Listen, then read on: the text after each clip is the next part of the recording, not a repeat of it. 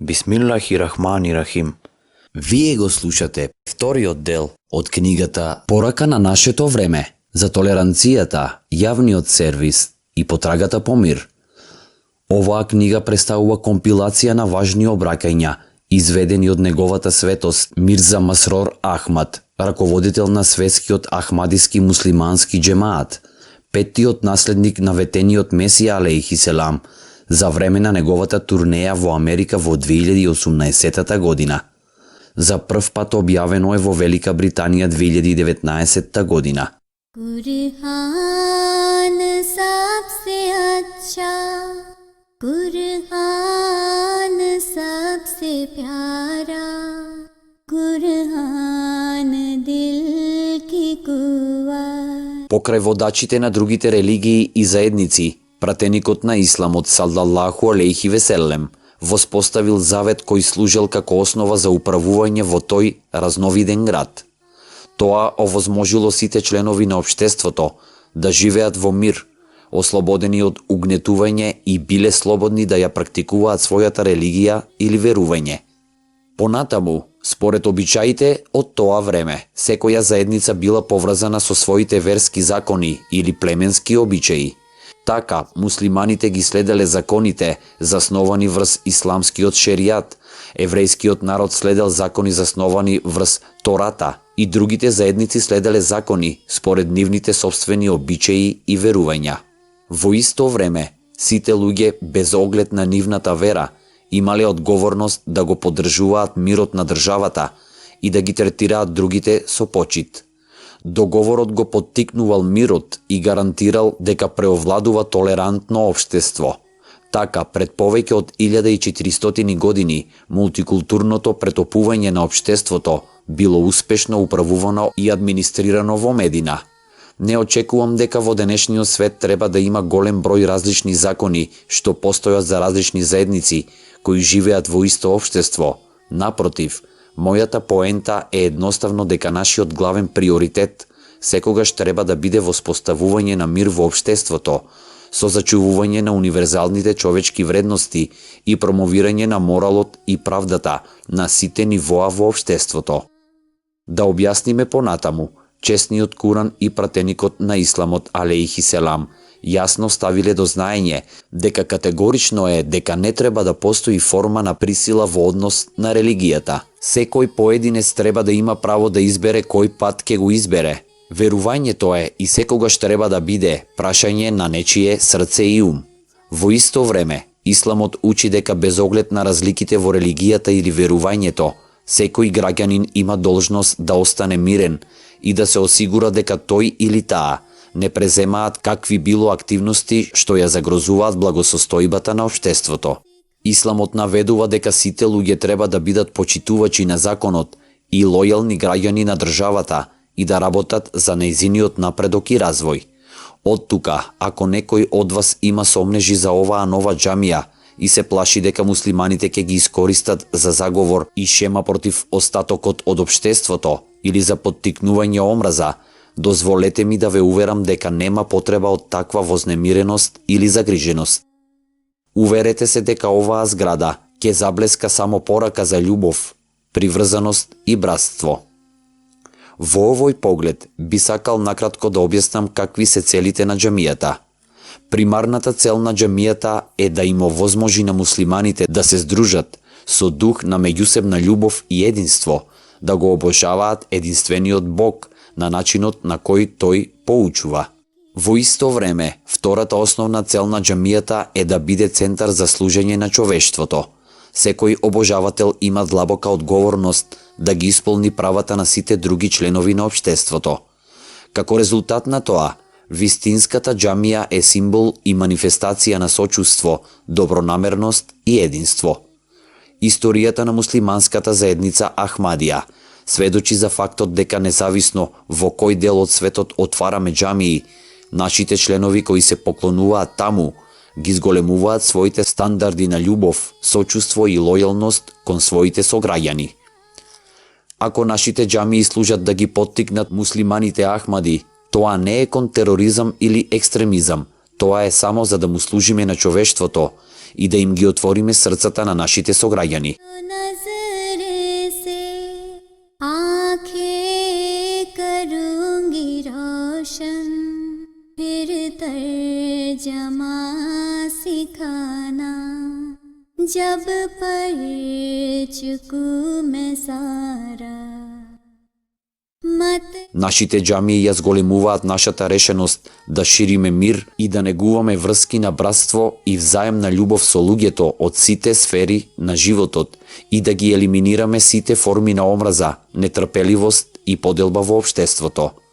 Овој град е познат како град на братска љубов и секако, нашата нова џамија е знак и на вистина обврска од нас, ветувајќи дека ќе ги интензивира нашите напори за ширење љубов, братство и добра волја тука и пошироко.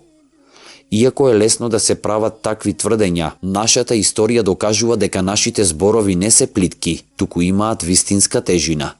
Во секое време, ние се стремиме да го практикуваме она што го проповедаме. Така, јас сум целосно уверен дека локалната заедница наскоро ќе свати дека оваа џамија, која е именувана Бајтул Афијат и буквално значи дом на безбедноста, е вистински извор на мир за целото општество. Покрај тоа, би сакал да стане кристално јасно дека нашата посветеност на мирот и нашиот завет да му служиме на човештвото се должи целосно на нашата вера и нашите религиозни учења.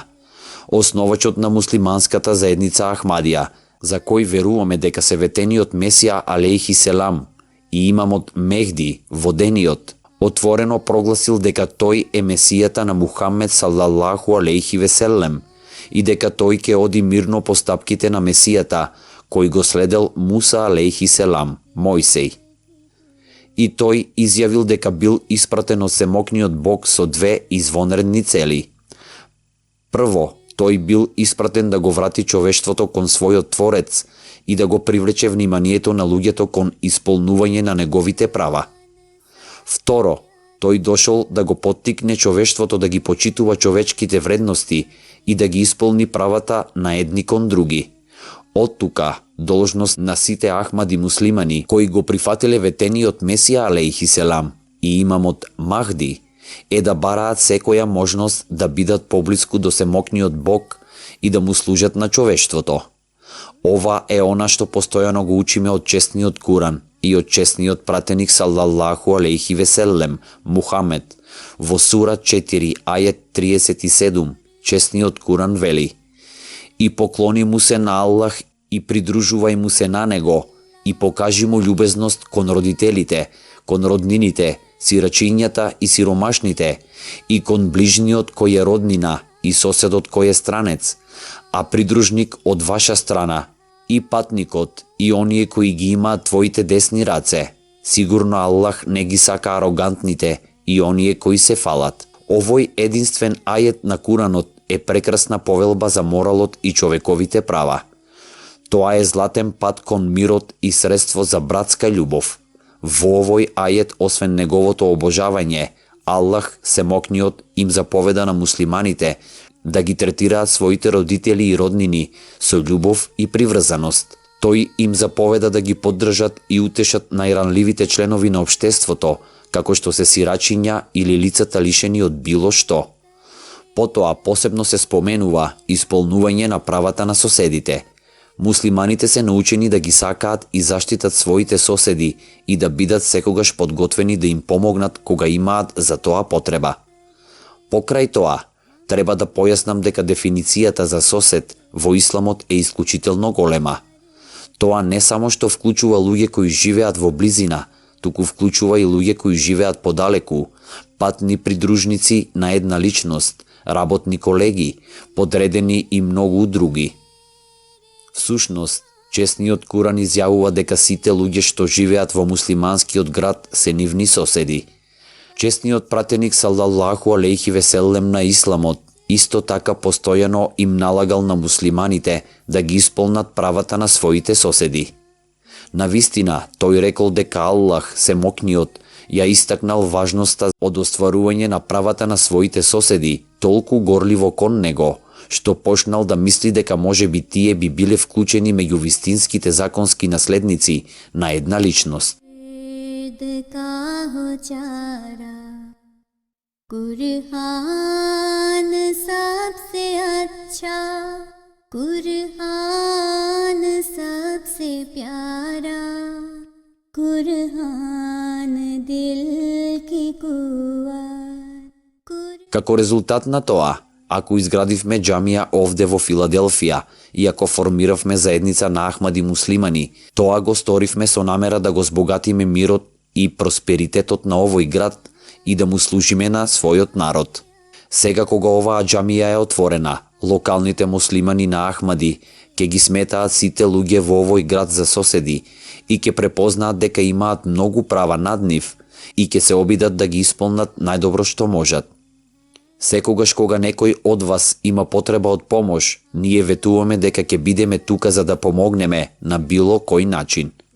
Во време на тага и очај, ние секогаш ќе бидеме таму за да ги избришеме солзите на соседите и да ги поддржуваме и утешиме. Така, сигурен сум дека сами ќе видите дека таму каде што е оваа нова џамија е додадена физичка привлечност и обележје во овој град, уште позначајно.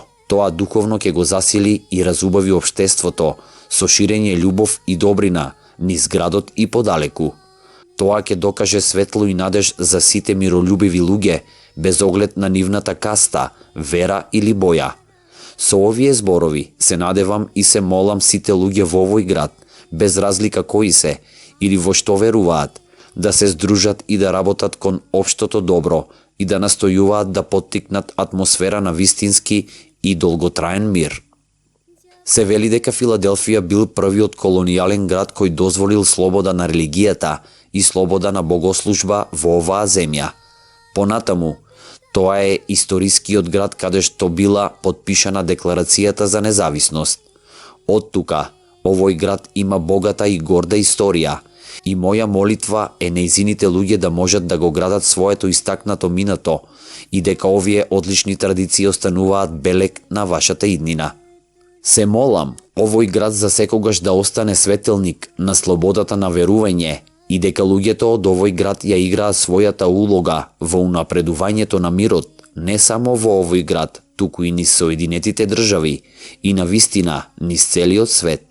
И покрај тоа што нашето членство овде останува прилично мало, ве уверувам дека муслиманската заедница Ахмадија секогаш ќе биде подготвена да ги поддржува ваквите благородни напори и да понуди каква било потребна помош. Аллах Семогниот нека овозможи вистински мир да преовладува во сите градови и нации. На крајот, сакам да изразам искрена благодарност до сите вас што ни се придруживте денес тука. Аллах нека ве благослови сите. Многу ви благодарам.